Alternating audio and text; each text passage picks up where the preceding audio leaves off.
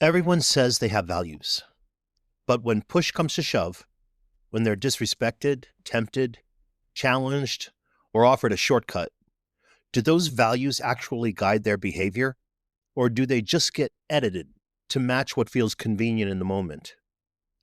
This episode explores what it really means to live a value-centered life, not in theory, but in practice. We'll look at why people say yes when they mean no, why rationalizations masquerade as decisions, and how real power comes from the quiet moments when no one else can see what you chose not to do. Hello and welcome to The Psychology of Us with Professor RJ Starr, where we explore the mind's influence on life, relationships, and society. RJ Starr is an existential psychologist, professor, and author dedicated to exploring the core challenges of human existence, how we find meaning, embrace responsibility, and navigate life's challenges. Known for a thought-provoking yet accessible approach, RJ inspires listeners to cultivate self-awareness, emotional intelligence, authenticity, and purpose. This podcast is designed for all psychology enthusiasts, practitioners, students, and anyone curious about why we think, feel, and behave the way we do. Each episode unpacks theories, explores complex questions, and offers insights that deepen understanding of the human experience. So settle in, stay curious, and discover the psychology of us. We like to think we live by our values. We say things like, I value honesty. I believe in kindness. I'm all about loyalty. But when you look closer, those phrases are often placeholders, more about identity signaling than actual behavior. What we say we value and what we consistently choose are often two very different things. Values have become a kind of personal branding. We post about them, wear them on t-shirts, write them into dating profiles. But values aren't just words. They're boundaries, they're decisions, and they're not defined by what we approve of, but by what we're willing to sacrifice for them. If you say you value integrity, but you bend the truth whenever it's convenient, you're not living by that value. You're living by a preference for comfort or image protection.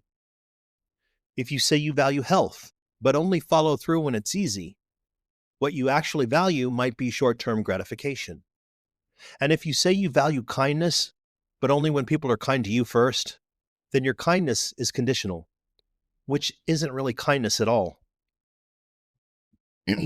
One of the reasons this gap exists is because most people inherit their values unconsciously.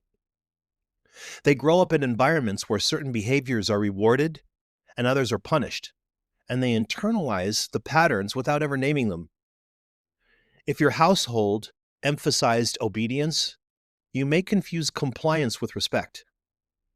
If you grew up around conflict avoidance, you might interpret silence as maturity. These early lessons shape what we come to believe is right, normal, or good. But unless we revisit those frameworks as adults, we risk mistaking survival strategies for core principles. There's also a confusion between values and traits. For example, being nice isn't a value, it's a behavior, and often a performative one. A person can act nice while being deeply manipulative. A value would be something like compassion, humility, or truth-telling. Sometimes you hold steady even when it doesn't benefit you in the moment. And there's a reason values don't always translate to action. They're abstract.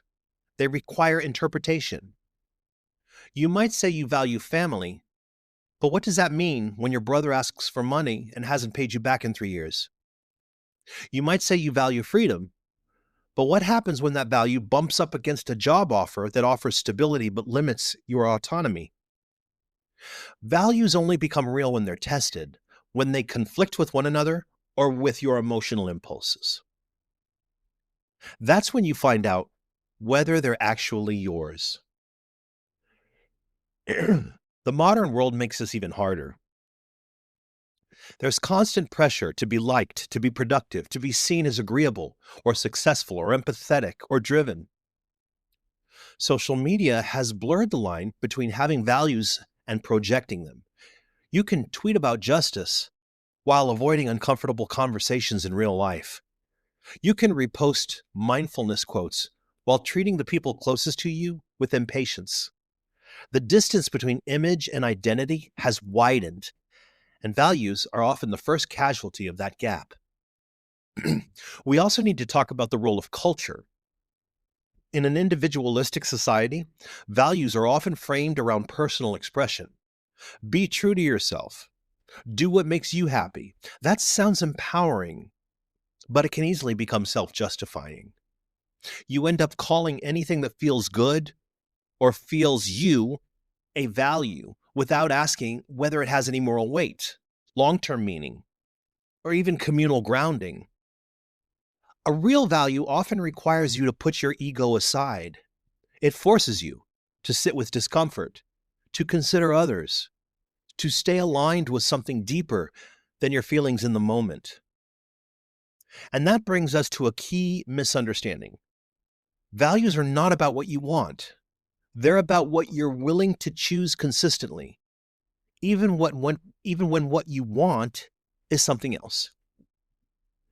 Anyone can act according to their values when it's easy. The question is, what do you do when your feelings, your temptations, your social incentives pull you in the opposite direction? What do you say to yourself when your desire doesn't align with your integrity? This is where the phrase, "I could, but I'm not going to," becomes so powerful. It represents a moment of conscious separation from impulse. It's a pause. It's a recentering. It's a moment where you remember who you are, not who you want to be seen as, but who you are when no one's looking.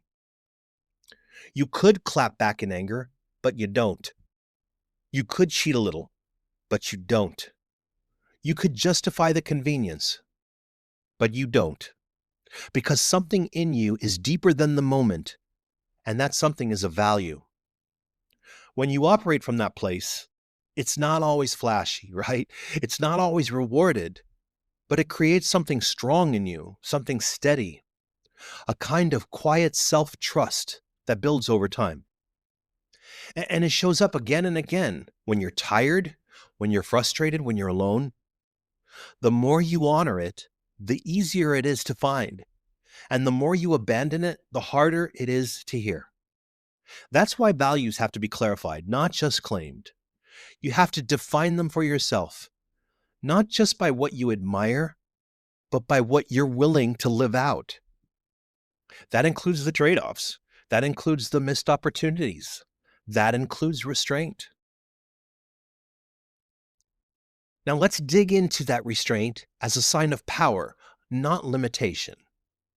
But before we do, the question is this: do you know what you value? Not in theory, but in real, observable, behavioral terms? If not, that's where the work begins. There's something quietly defiant about that phrase, "I could, but I'm not going to." It doesn't draw attention to itself. It doesn't need applause, but psychologically, it's one of the clearest markers of self-possession there is. It means you're not acting out of fear or scarcity or habit. You're not frozen. You're not being controlled. You're not waiting for someone to give you permission or explain your feelings for you. You see the option, you feel the impulse, and then you decide. Most people mistake restraint for repression. They assume that not doing something means you're suppressing a desire or being inauthentic. But the ability to feel something without being ruled by it is a sign of emotional maturity, not denial. Choosing not to act is not the same as pretending you don't want to. It's just that you've stepped into a larger frame.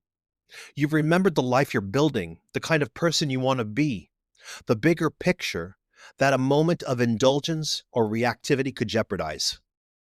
And that pause, that conscious interruption, is where values live. Let's make this real. Imagine someone insults you online. You feel the surge of anger, the need to correct them, to win the exchange, to show them who they're messing with. You could clap back. You could dismantle them. You could post the clever, crushing response. But you don't. Not because you're afraid, not because you're weak, but because you know what that spiral does to your energy, to your clarity, to your day. You know that engaging would be a short-term win, but a long-term cost. You could, but you're not going to. Or say you're alone at night. You've been lonely. You miss connection.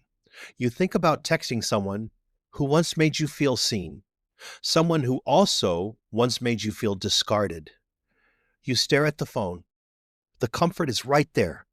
You could reach for it, but instead, you exhale. You acknowledge the ache, and you put the phone down. Because your value is dignity, or self-respect, or healing. You could, but you're not going to. Or take a clearer example. You're offered a project that would boost your visibility but compromise your principles. Maybe it involves working with someone you don't trust, or pushing a narrative you don't believe in, or sacrificing the kind of boundaries that protect your peace. You could rationalize it. You could say, it's just one time, that it's just business. But something in you says, no, not this way, not at this cost. You could, but you're not going to. What's happening in all of these moments is a separation of impulse from identity. You are not simply reacting. You're choosing with awareness, and not just any awareness, but values-based awareness, the kind that requires you to remember your center in the presence of noise. There's a specific kind of strength that comes from this. It's not explosive. It's not dramatic. It's not cathartic like yelling or indulging or grabbing what you want. It's quieter than that, more stable, more private, and it builds on itself. Every time you make a values-based decision that no one sees, every time you refuse to gossip, to take the bait, to ghost someone, to justify what doesn't sit right, you increase your inner coherence. Your actions begin to match your ideals. Your sense of identity strengthens, and so does your sense of freedom. But here's the truth most people miss. Values don't restrict your freedom, they create it. When you don't know what you value, you're vulnerable to everything. To mood swings, to peer pressure, to advertising, to whatever version of success or identity is trending that week. You might think you're doing what feels right, but in reality, you're just riding emotional currents without direction. When you do know what you value, when you've named it, clarified it, and practiced choosing it, you become less manipulable, less reactive, less dependent on how things appear, and more grounded in what they mean. And that's when the phrase, I could, but I'm not going to, becomes transformative. It stops being about what you're denying yourself and starts being about what you're building in yourself. Self-respect, stability, integrity, peace. That moment of refusal becomes an act of authorship. You're not just living out your story, you're writing it. Now, there will be pushback. There always is. Some people will call you rigid. Others will accuse you of being arrogant or difficult or too serious. That's usually projection. People who aren't living by their own values will often feel threatened by those who are, because it exposes the gap. It reminds them that their justifications are paper thin, that they could also choose differently, but haven't. You can't build a values-based life and expect universal approval, but you can build a life that feels aligned, one that holds steady in turbulence, one that allows you to face yourself without flinching, and that's worth more than validation. So when the moment comes, and it will, when you feel the tug to act from ego or habit or emotion, remember, you could, but you don't have to. Because you're not here to be reactive. You're here to be anchored. So much of modern life is designed to make us question who we are. Every scroll, every trend, every opinion, every metric of comparison, all of it can start to chip away at your sense of stability. That's why values aren't just ethical principles or moral preferences, they're anchors. Anchors that will hold you in place when the currents of identity, expectation, and emotion start to pull you in a dozen directions at once. When someone says, I don't know who I am anymore, it usually means one of two things. They've been living by someone else's script, or they've made a series of decisions that conflict with what matters most to them. That's not a personality crisis, it's a values crisis. Psychologically, we build identity through coherence. We become who we are by making choices that align with our inner framework. And when those choices match our values, even if they're hard, even if they go unnoticed, they reinforce a deep internal trust. You start to feel like someone you can rely on, someone you can believe.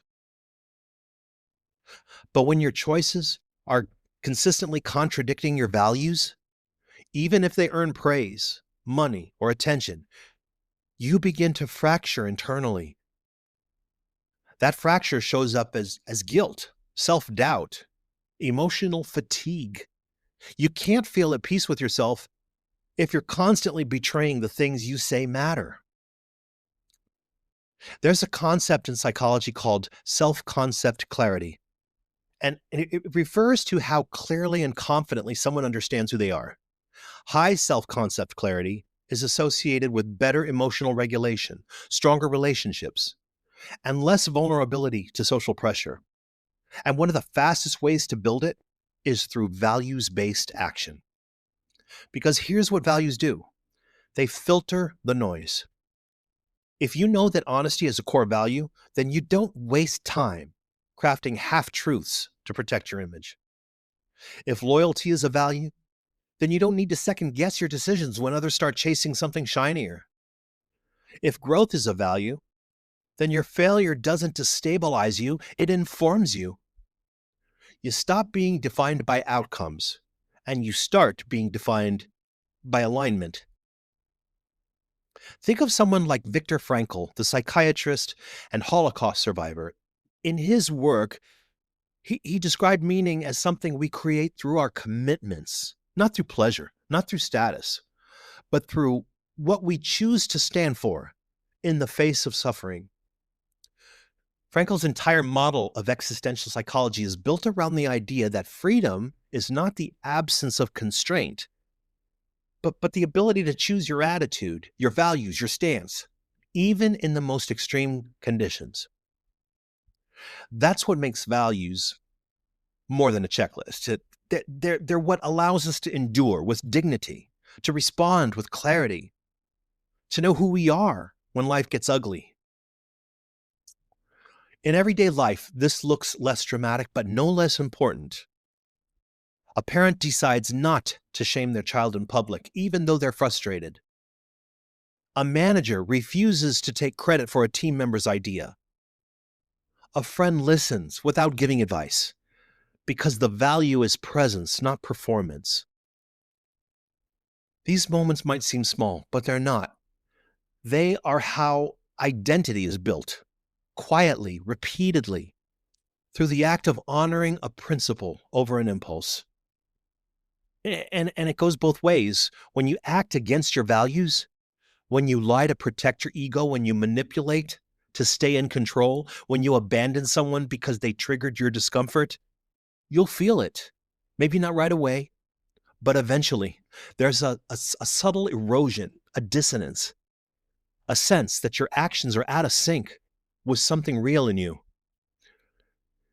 If you ignore that too long, you don't just feel bad, you feel unrooted, like you're floating through life without a center. But when you come back to your values, when you realign, even one small moment, the restoration is immediate. You feel clearer, stronger, more settled in yourself. There's also a neurobiological component to all of this. Studies in affective neuroscience show that when we make decisions aligned with internal goals and values rather than external pressure, the brain activates regions associated with reward and long-term well-being. The prefrontal cortex, that's the part that's responsible for planning, impulse control, and moral reasoning. The prefrontal cortex lights up. You're not just feeling good because something happened to you. You're feeling good because you acted in alignment with who you are. That's sustainable confidence, the kind that doesn't depend on applause or likes or outcomes, the kind that comes from the knowledge that regardless of what others see, you see yourself clearly. Values give you that clarity, not because they make life easier, but because they make your path legible. When you know what you stand for, you don't waste energy wondering if every decision is the right one. You just ask, does this match who I'm trying to become? And if the answer is no, then you know what to do. You could, but you're not going to. Because you are not just living your life, you are shaping it. When people make decisions that contradict their values, they rarely say, I acted out of alignment with my principles. What they say is, it wasn't that big of a deal, or I didn't have a choice, or it just kind of happened. That's the trap of rationalization.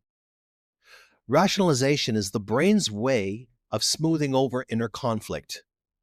It takes a behavior that doesn't sit right and wraps it in just enough logic to quiet the discomfort.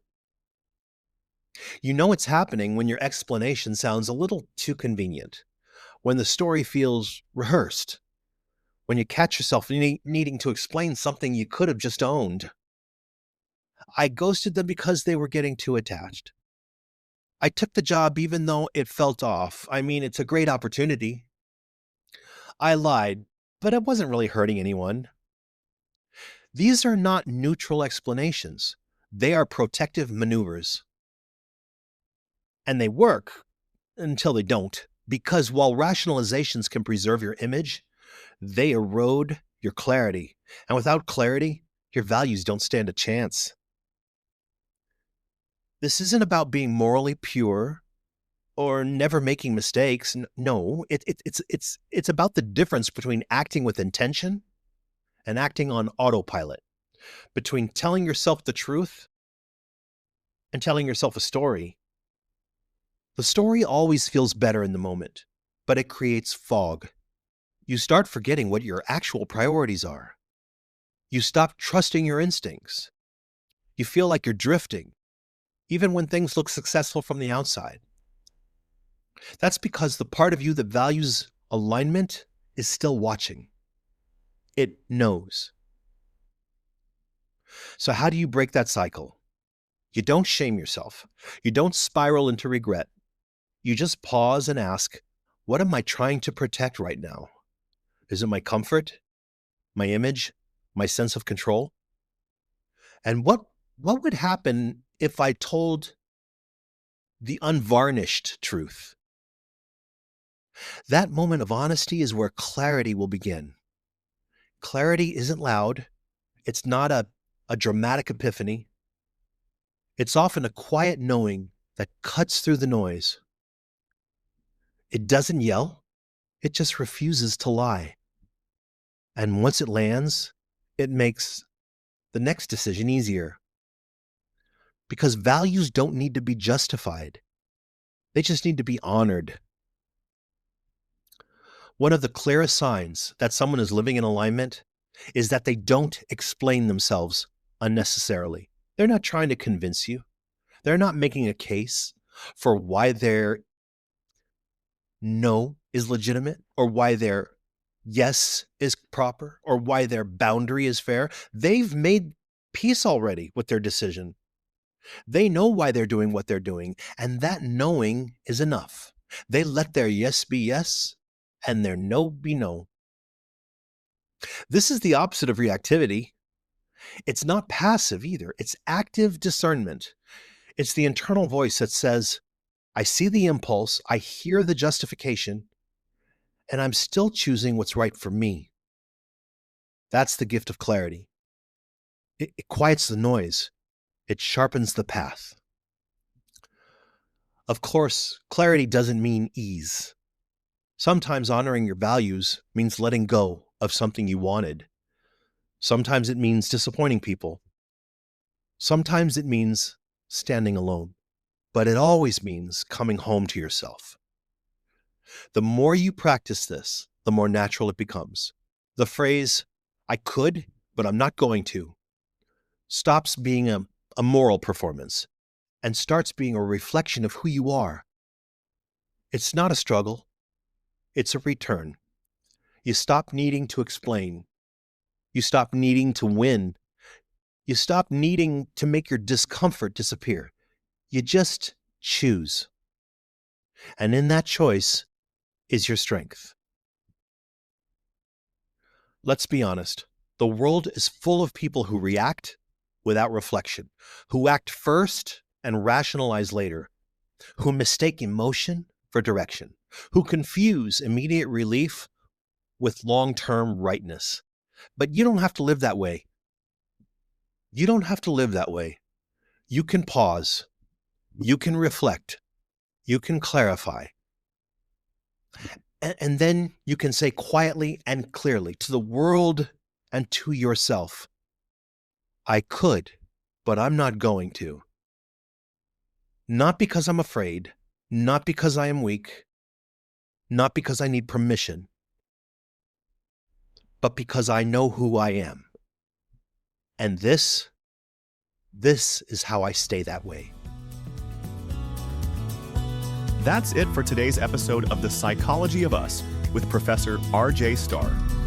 If something in this conversation resonated with you, share it with someone who'd appreciate it.